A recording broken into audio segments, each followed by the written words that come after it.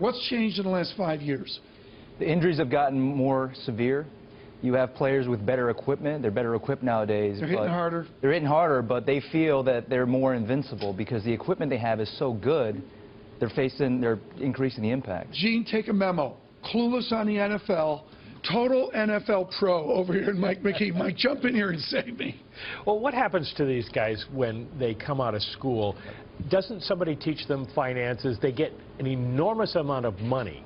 And shouldn't it be the agents who are saying, you know, invest that, put it aside? The idea that 3/4 of them go bankrupt is just insane. Absolutely. As an agent, you have a strict fiduciary role to your client.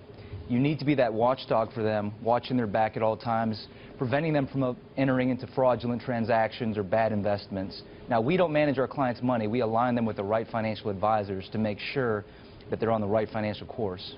Well, I would imagine you don't have 3/4 of the players signed to your agency. So, I mean, who's failing here? Because that's what they should do, but apparently they're not. You know, there are some agents out there, without naming any names, that take the shortcuts to success, that think that they can do things in a manner that, you know, aren't necessarily in their client's best interests.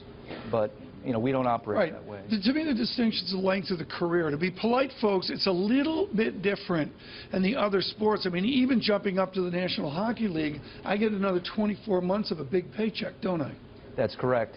Now, with the NFL, you have a short window of opportunity, but if you brand your client in the right way off the field, you can leverage that and transition him seamlessly into different post-career opportunities. Okay, well, Peyton Manning can do that. He's a quarterback. Who's he with?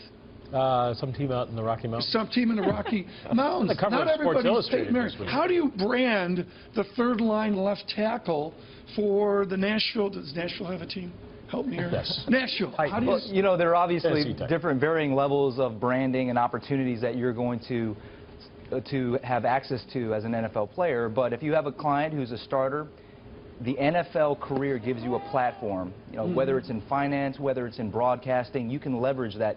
Two recent success stories, Michael Strahan and Kurt Warner, doing extremely Strahan's doing phenomenal. Strahan on network television. He used to hang all day with Kelly Ripa. What's that about? And then going. I get to hang with Scarlet Fu. That's cool.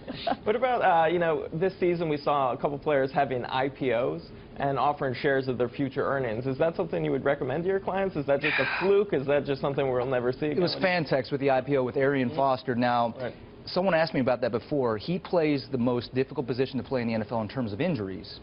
Plays running back. Shortly after they announced the IPO, what happened? He goes on injured reserve for the entire season. So it's going to be difficult due to the risks involved. Well, speaking of injuries, players are often at blame for not notifying their team that they're feeling sick and that they should get medical attention. Shouldn't agents be doing more to encourage players to sit out a game if necessary and have that written into their contract instead of leaving it up to the players?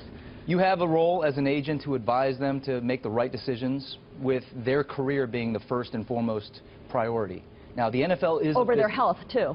Well, no, the career, their long-term career. So the health absolutely is an objective that you want to make sure you keep in place. One final question very quickly. How much does a typical football pro make on a local auto commercial?